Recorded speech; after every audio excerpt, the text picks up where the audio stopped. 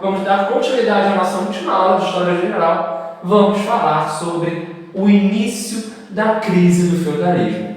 E esse início da crise do feudalismo vai ser logo ali após o processo conhecido como Cruzadas. A gente tem um vídeo aqui específico sobre as Cruzadas, partindo agora para o renascimento comercial e urbano, que é um tema muito fácil de se entender, mas que muita gente ainda costuma ter dúvida. Então aqui é para tirar a dúvida de vocês, para a gente poder caminhar com muita facilidade, beleza, galera?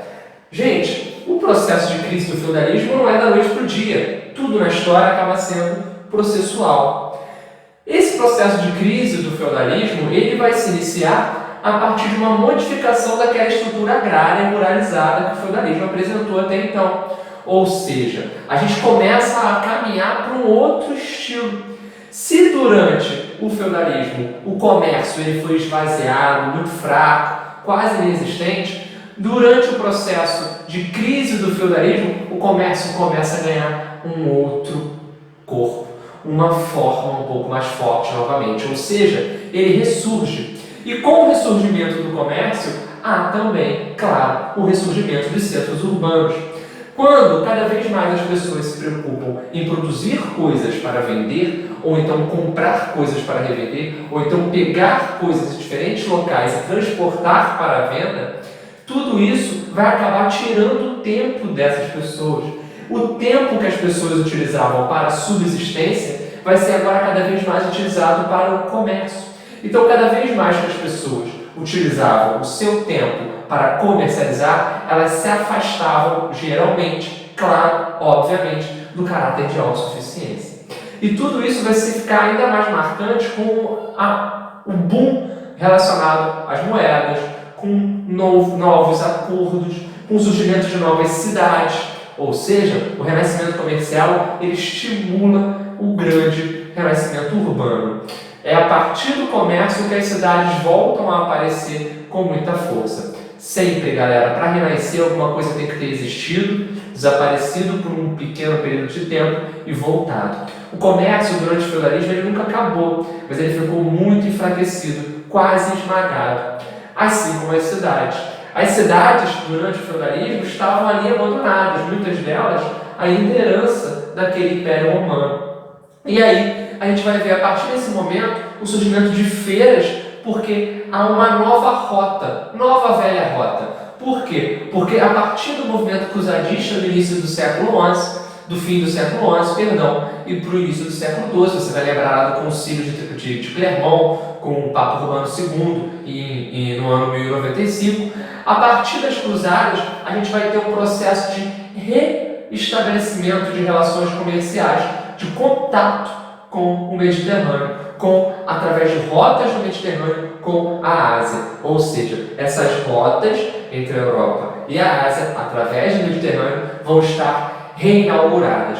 Tudo isso vai deixar o povo europeu com um contato direto com aquelas famosas especiarias, com produtos que até então ele tinha esquecido o contato ou nunca tinha tido contato. Isso vai ser muito interessante. As cruzadas, então, elas têm uma importância fundamental também, não só para esse aspecto de contato com a Ásia, mas também com o aspecto de contato com um aspecto comercial e não só intelectual. Eu falei para vocês no vídeo sobre as cruzadas que esse contato com o Oriente acabou gerando uma nova mentalidade na Europa. Mas não foi só isso. Além de alterar um pouco a mentalidade, vai alterar decisivamente a matriz econômica, ou seja, o comércio vai começar a ser fortalecido. Então a gente tem como grande base para as cruzadas o famoso movimento de abertura das rotas comerciais.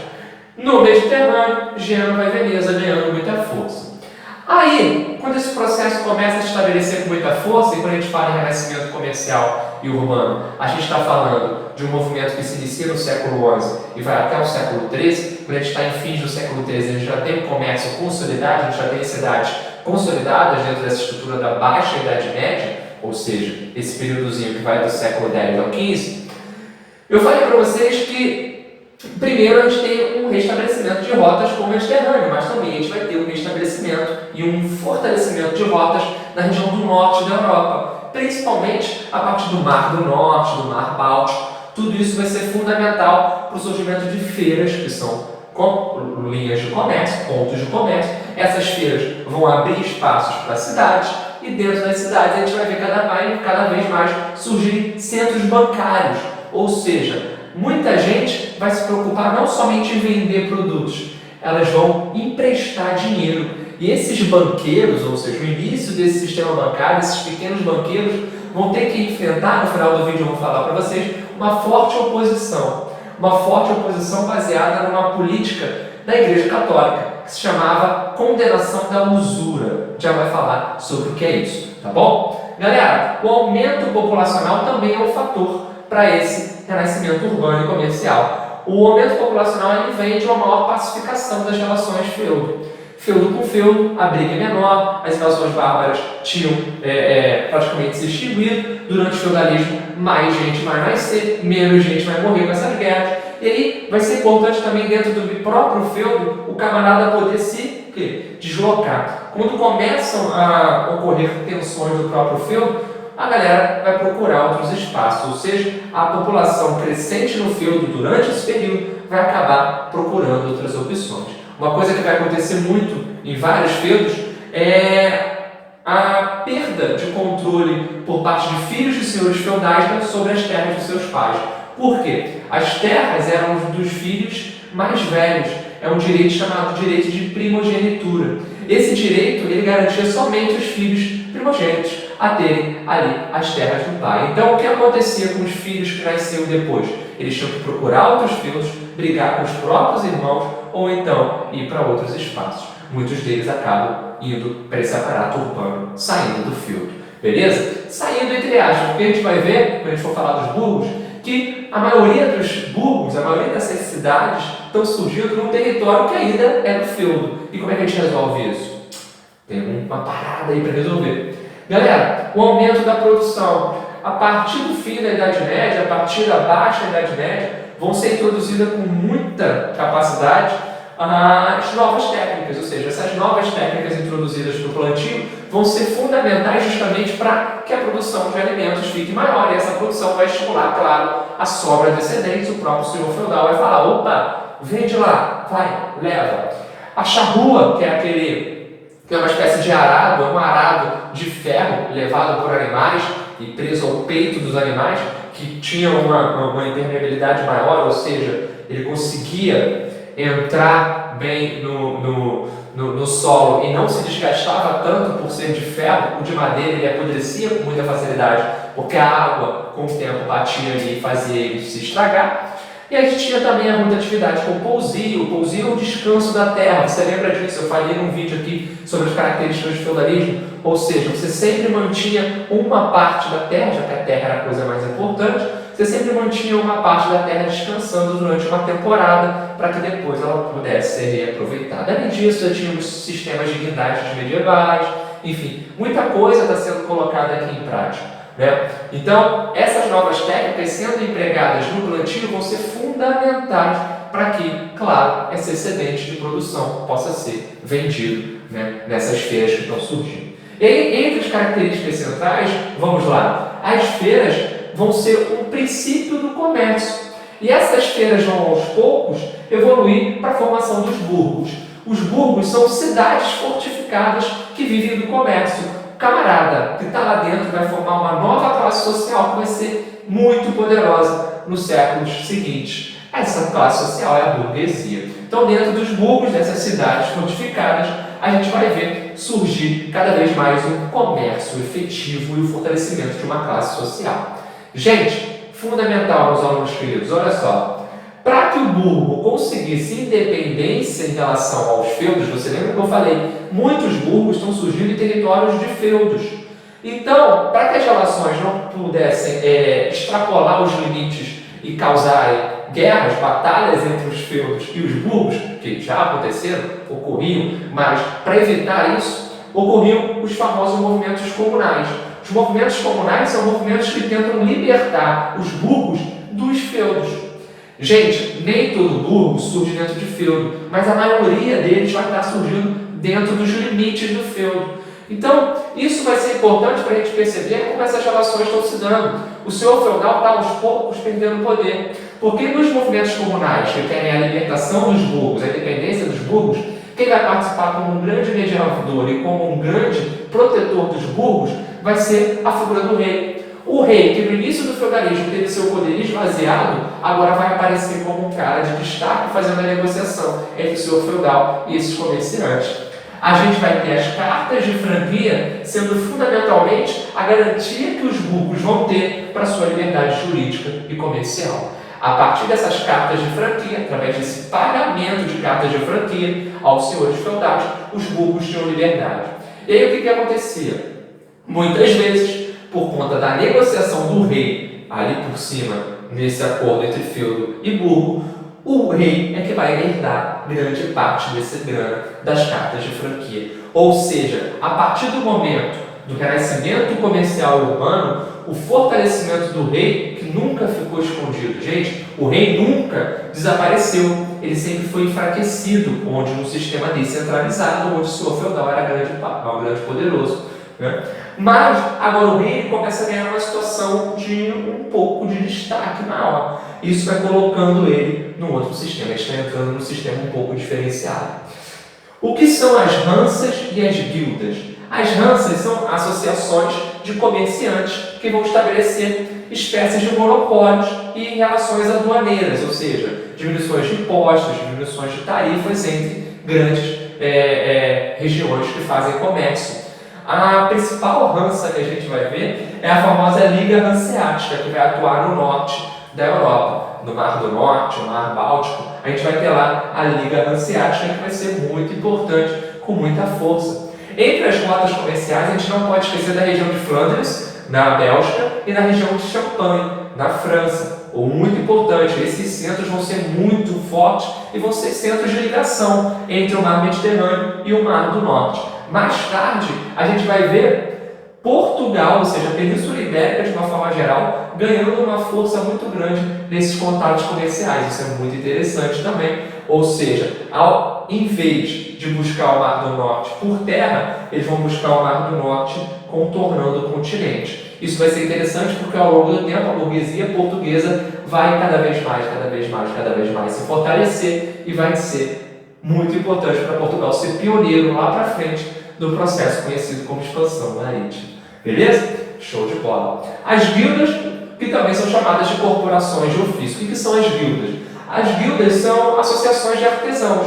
Se nas ranças os comerciantes estão unidos, aqui nas guildas os artesãos estão unidos. Artesão é aquele cara que trabalha com as próprias mãos, aquele cara que é dono direto do seu trabalho. Ele é fruto das cidades e vai estar se organizando nas corporações de ofício, não para concorrer melhor entre si. Olha só que loucura, os próprios concorrentes se ajudavam. Isso parece muito louco aos olhos de hoje, mas naquela época era uma forma de fortalecer a prática artesanal. Não era possível que o artesanato sobrevivesse sem essa unificação de todos os artesãos, né, em busca de um só ideal. Apesar de concorrerem, por exemplo, na produção do ferro, na questão do couro, na questão relacionada à produção de roupas, todos eles ali estão concorrendo entre si, mas eles formavam uma grande corporação. Eles se ajudavam num grande sistema chamado corporação de ofício ou guilda.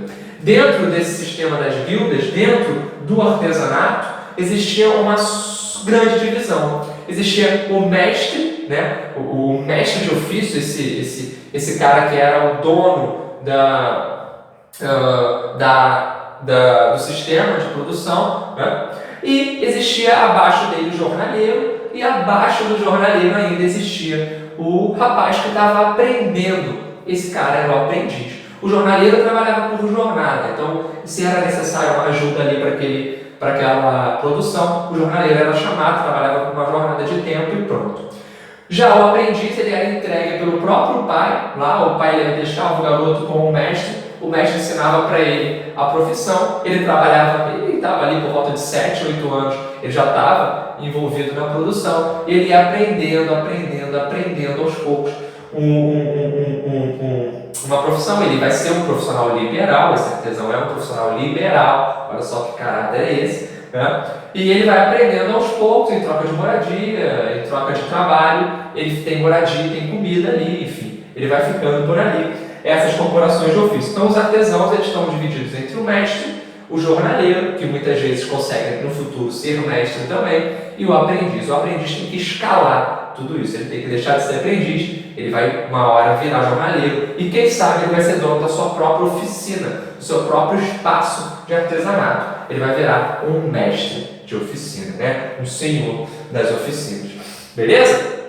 Galera, isso aqui é basicamente o que a gente precisa saber. O que a gente não pode esquecer nesse finalzinho é justamente da questão da usura que eu levantei para vocês aqui atrás. A usura era a condenação do lucro excessivo, ou seja, do ganho em cima dos juros na relação de empréstimo. Então, nos centros bancários, quando o banqueiro emprestava dinheiro para alguém, a igreja não gostava nem um pouco dessa prática em que se ganhava dinheiro em cima do tempo que o cara demorava para te pagar aquele dinheiro de volta. A igreja condenava isso. E mesmo com a igreja, com esse espírito cultural de não apoio ao lucro, condenação, por exemplo, dessa prática da usura, condenação do lucro excessivo, a igreja defendia uma coisa chamada preço justo, né? Ou seja, só vai ser cobrado o valor que você realmente gastou com aquilo e um pouquinho da sua mão de obra.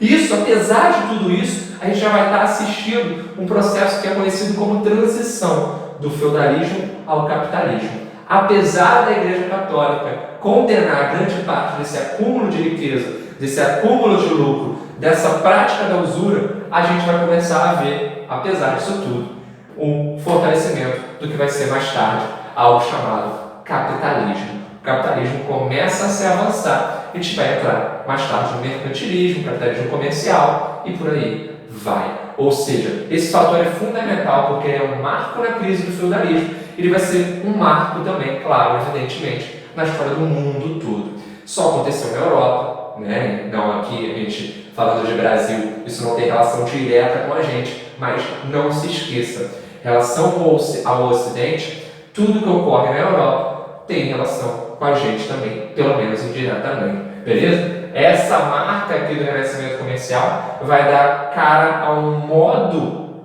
de produção na Europa que vai afetar diretamente a gente quando, por exemplo, o português vir para cá e começar a nos explorar com a colonização. Beleza? Show? Galera, deixa o seu like aí, deixa o seu comentário, compartilha com os amigos. É muito bom ter você aqui. Galera que vai fazer SpaceX, tá? Vamos aqui fazer um intensivo legal para a gente cada vez mais te colocar na cara do gol. Valeu? Não posso deixar de agradecer as grandes mensagens que eu tenho recebido no Instagram, Facebook, galera que entra em contato aqui também no YouTube. Dá um abraço especial para o Vitor, que tem estudado bastante aqui, entrado em contato comigo.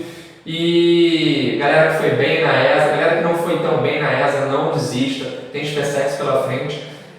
Você pode tentar de novo, dependendo da sua idade, tá? A gente é sempre muito mais do que um concurso, sempre mais do que uma prova. Isso aqui eu tenho certeza que vai ficar na sua vida. Valeu? Grande beijo, tamo junto.